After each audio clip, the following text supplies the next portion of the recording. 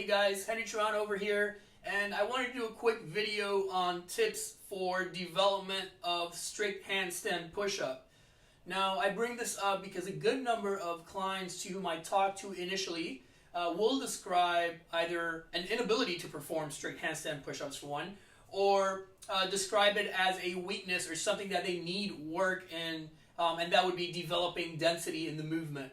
Now, when we look at people who are proficient at handstand push-ups, there's one characteristic that immediately stands out, and that's that they know how to drop real fast to the top and stop on a dime before their head crashes onto the mat, and as soon head touches, they're able to press out.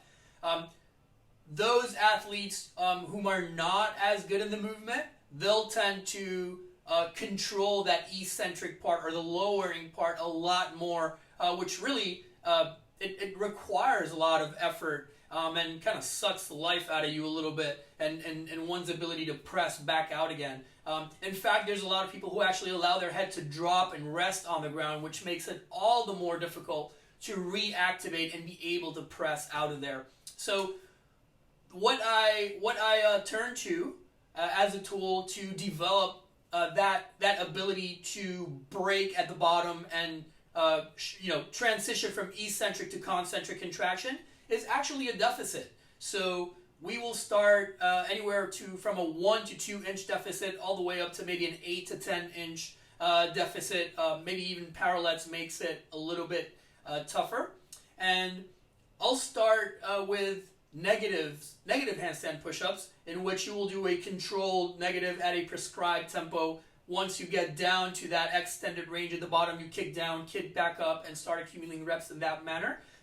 Into tempo kip deficit handstand push-ups, where I'll prescribe a tempo usually along the lines of like a 3-1-K1, where the K equals a tempo. So 3 seconds coming down, kip out of that deficit, into eventually maybe even strict deficit handstand push-ups for those who already are fairly good in the movement, but we want to take them to another level. So that extended range of motion and the ability to control that the entire length of it all the way down to an extended range, that really goes a long way in developing one's ability to be able to drop fast and regain control at the bottom before a head crashes and be able to push out of that hole.